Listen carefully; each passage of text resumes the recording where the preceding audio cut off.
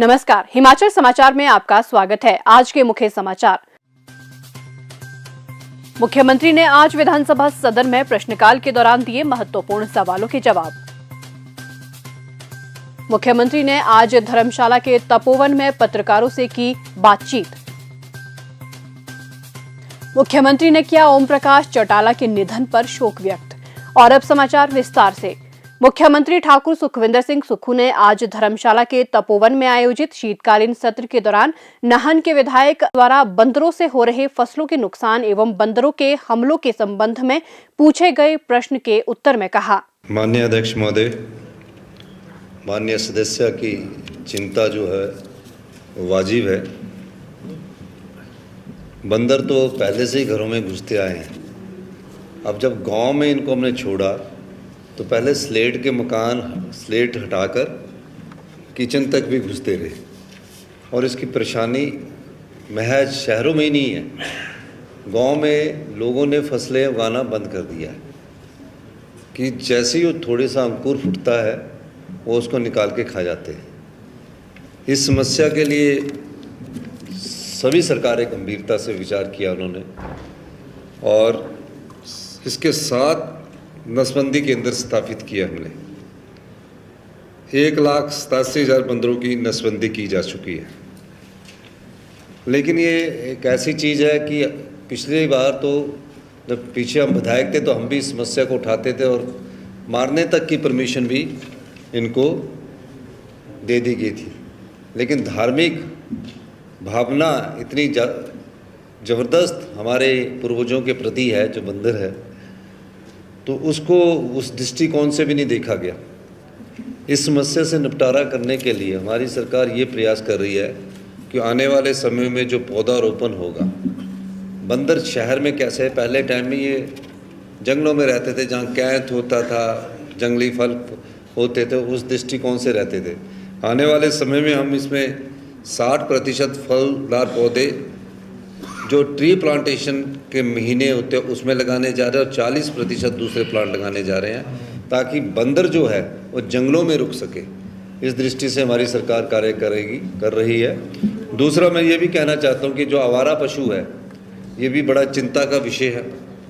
और आवारा पशु जब दूध तो देता तब तक तो पालन पोषण करते हैं, और जो बैल होते थे वो पहले खेत के काम आते थे, लेकिन अब खेत पावर ट्रेलर वगैरह ने बिजनेस शुरू कर दिए तो उन बैलों को भी छोड़ दिया गया है।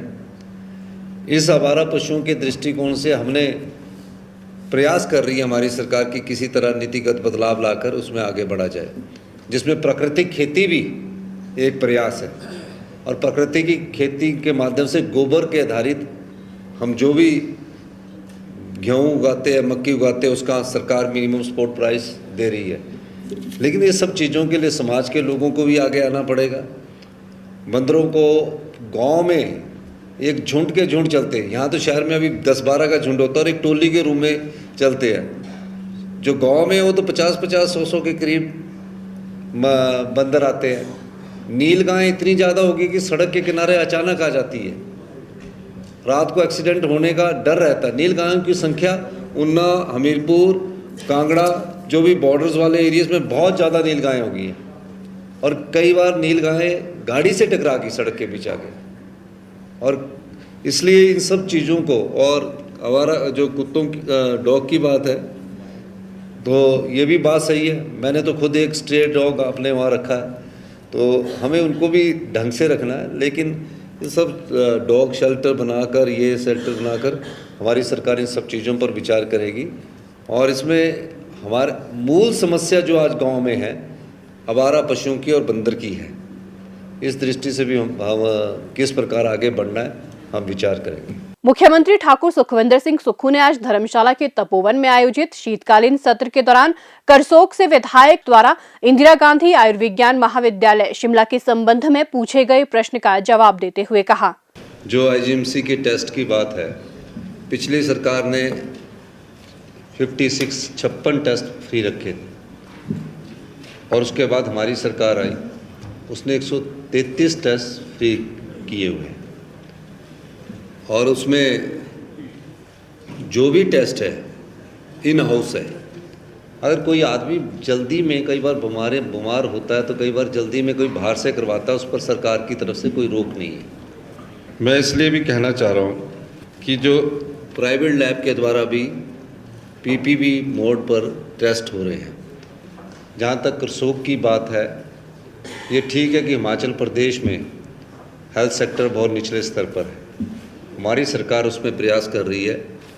आने वाले समय में अगर सत्ता विपक्ष साथ देगा तो हम अपने सभी इंस्टीट्यूट्स को, पहले मेडिकल कॉलेज को हाई क्लास में कन्वर्ट करने की कोशिश कर रहे हैं। और जो टेस्ट है वो आम आदमी और गरीब आदमी के लिए 133 टेस्ट फ्री कर दिए गए हैं। मुख्यमंत्री ठाकुर सुखविंदर सिंह सुक्खू ने आज धर्मशाला के तपोवन में पत्रकारों से अनौपचारिक बातचीत करते हुए कहा, राहुल गांधी जी सच्चे मन से इस देश की सेवा करते आ रहे हैं।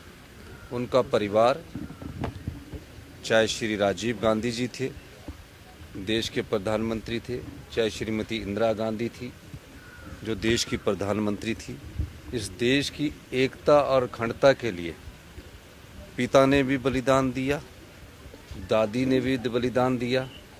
उन पर इस प्रकार के आरोप लगाकर राजनीतिक रोटियां सेकने वाला कार्य नहीं होना चाहिए। ये बड़ा दुर्भाग्यपूर्ण है कि हमारे नेता माननीय श्री राहुल गांधी जी पर ये एफआईआर दर्ज की गई है, और जिस प्रकार की एफआईआर दर्ज की गई है वो एफआईआर बनती नहीं है, लेकिन राजनीतिक प्रताड़ना जो है उस उद्देश्य से ये एफआईआर दर्ज की गई है।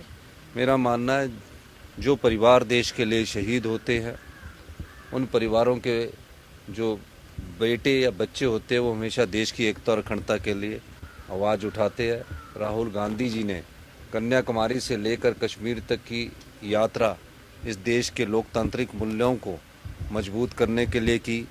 समाज में जो भाईचारे की कुछ कमी आ रही थी, उस भाईचारे को बनाने के लिए उन्होंने ये यात्रा की। अब जनक राज जी के पेपर से पत्तर जो है वो अपलोड होता है, और भारतीय जनता पार्टी ने कच्चा चिट्ठे में जो मुख्यमंत्री कार्यालय पर आरोप लगाए, कहाँ से अपलोड हुआ? वो भरमौर से हुआ। एफआईआर दर्ज हुई, वो व्यक्ति 3 दिन के लिए अरेस्ट रहा। उस व्यक्ति ने स्टेटमेंट दी।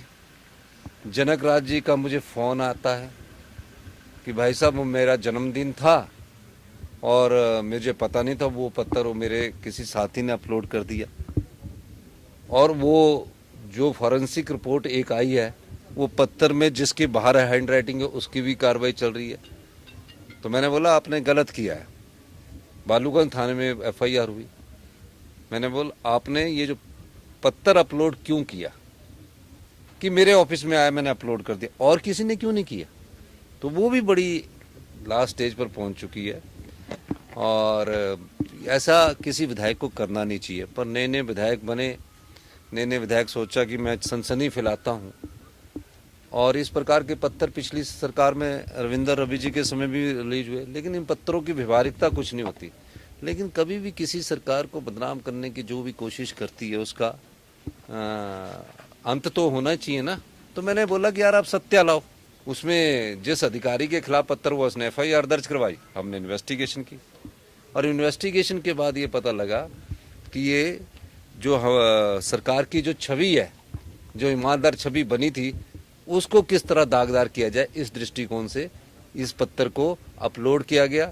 और जो मनोज शर्मा लड़का था, फिर उसकी बाद में बेल हुई। मुख्यमंत्री ठाकुर सुखविंदर सिंह सुक्खू ने हरियाणा के पूर्व मुख्यमंत्री और वरिष्ठ नेता श्री ओम प्रकाश चौटाला के निधन पर शोक व्यक्त किया। श्री चौटाला का आज लंबी बीमारी के कारण 89 वर्ष की आयु में निधन हो गया। मुख्यमंत्री ठाकुर सुखविंदर सिंह सुक्खू ने शोक संदेश में कहा कि श्री ओम प्रकाश चौटाला का निधन देश की राजनीतिक और सामाजिक क्षेत्र के लिए एक बहुत बड़ी क्षति है। उन्होंने श्री चौटाला की जन सेवा के लिए आजीवन प्रतिबद्धता और हरियाणा के विकास के लिए किए गए प्रयासों को स्मरण किया। उन्होंने ईश्वर से दिवंगत आत्मा की शांति और शोक संतप्त परिजनों को इस अपूर्णीय क्षति को सहन करने की शक्ति प्रदान करने की प्रार्थना की।